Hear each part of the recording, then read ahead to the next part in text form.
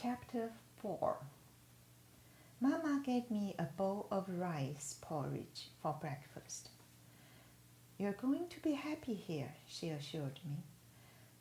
"Today we will do something special, just Mama and Mama." She smiled and brushed my hair out my eyes. "You're coming to work with me." Mama was a typist in the university's foreign languages department. She was forbidden from teaching despite her fluency in English because of Papa's political crimes. In the office, her colleagues swarmed around me and agreed I was a very pretty girl. "Go ahead, tell them your name. Tell them how old you are," Mama said. My name is Mama," I said, "and I am almost 4. The woman giggled. "Listen to that accent," one of them clucked as she cupped her hand to her ear. "How old did you say you are?" another said, leaning close to me in wide-eyed anticipation. Almost 4. I answered, and the two women repeated my words, imitating my accent and laughing. Mama smiled and patted me affectionately. That evening, Mama said that I would stay with Papa each day while my brother was sent to the university's child care center. "We simply can't afford to send both of you," she explained. After Mama left for work, Papa swept the apartment. After he'd finished the daily shopping, he cooked lunch for us. After that, when the weather permitted, he took me for a walk around the campus. Sometimes, Papa played hide and seek with me or told me stories. But after a while, he'd tire and read his books. His spirits revived when he retrieved my brother from the child care center. Our apartment was small, 3 rooms and a kitchen. One room served as a bedroom for my brother and me. Another functioned as a living room and dining room, as well as a bedroom for our parents. A third room, about the size of a ping pong table, was used for storage. Our few pieces of furniture were rented from the university, with the exception of the crib, which had been passed down through 2 generations of Mama's family. After dinner, my brother practiced writing Chinese characters at the desk, and Papa sat nearby on a stool using a chair as his desk. When my brother had finished his homework, Papa moved to the desk where he worked late into the night. I listened to Papa typing, adjusting his chair and paging through his books and papers. Mama fell asleep while he worked, translating English novels into Chinese. Now and then, he came to the door of the bedroom and stood silently watching us sleep. "Papa," I'd whisper, and he always responded, "Go to sleep, Mama. You'll wake up your brother." Papa smoked cheap cigarettes, big Iron Bridge brand, which he bought for 9 fen per pack. acrid aroma lingering in the air and a permanent amber residue on Papa's fingertips. They also left a memorable impression in the wool rug under the desk, a wedding gift from Grandma. Late one night, I was startled by an unusual commotion and cries of alarm from the next room. The apartment began to fill with smoke. Papa had fallen asleep at his desk and let his cigarette drop to the rug. It eventually ignited in flames.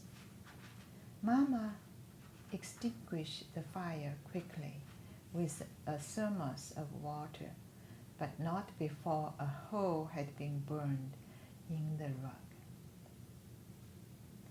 Our table, on the other hand, was special because we gathered around it for our meals and often played games on it.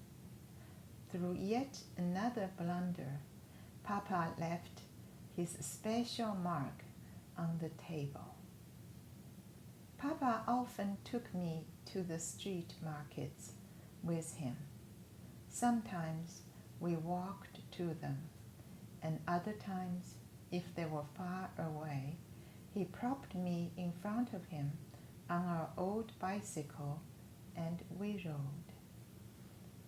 The rationing of food and the fact that Papa had no income limited our choices. Food was scarce and money was more scarce. Mama was paid in cash once a month. There were mandatory deductions from her pay.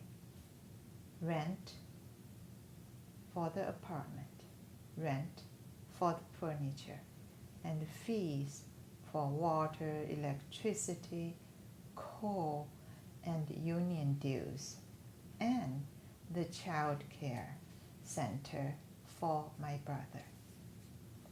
Her salary was 59 yuan per month, or about 196 fen per day. Eggs cost 50 to 60 fen each on the black market, so our budget was the equivalent of less than 4 eggs for the entire family of 4 each day, before deductions. One morning, Papa found a merchant selling tiny fish. They were each about half an inch long. In normal times, these were food for cats. Papa bought 2 pounds for us. Later, I watched him meticulously clean each fish with the tip of a knife. They're a bargain, and they're rich in protein, he pointed out. They're good for our health. Sometimes little is good. Like little mama? I asked. He grinned and said, "Ha! You understand. Yes, like little mama." As he cleaned the fish, Papa taught me how to count and corrected my pronunciation, helping me lose my accent. He laid the fish out on the table. There were just over 400. He showed me how to arrange them in the perfect rows, 20 by 20, all facing the same direction, until they formed a square. The half dozen that remained he placed in a line along the bottom of the square. He stepped back and observed his work proudly and told me, "When they are dry, we'll have a banquet." They dried quickly, but there was to be no banquet.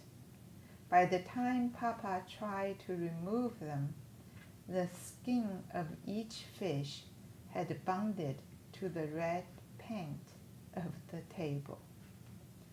As he peeled them off, a small impression in the image of each little creature remained on the tabletop.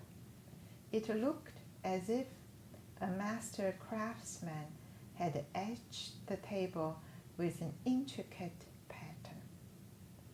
A school of 400 tiny fish, all swimming in the same direction in an orderly square, with a few stragglers at the bottom, covered our table like perfect fossils in shell. When my brother and I ran our fingertips over the tabletop, we could feel the slight impression where each fish had dried. We were delighted, even though Papa had to clean the fish again, peeling away the skin and paint so that nearly nothing was left to eat. My brother and I turned the tabletop into a maze for some of our games. We also used it for counting and math. My brother was able to use part of the design as a chessboard. The table provided us with endless hours of games and diversions. The joy the fish brought us in drawing was far greater than our joy from eating what little remained of them. End of chapter 4. 大家好，我是周航。巫一毛女士的这本书的英文版《Feather in the Storm》已经由蓝灯书屋出版，中文版《暴风雨中一羽毛》已经绝版。我们现在打算重印，我们做好准备以后会公布购买事宜，请大家跟我联系，发信到兆民邮箱，兆民的汉语拼音全拼，然后是阿拉伯数字104857@gmail.com。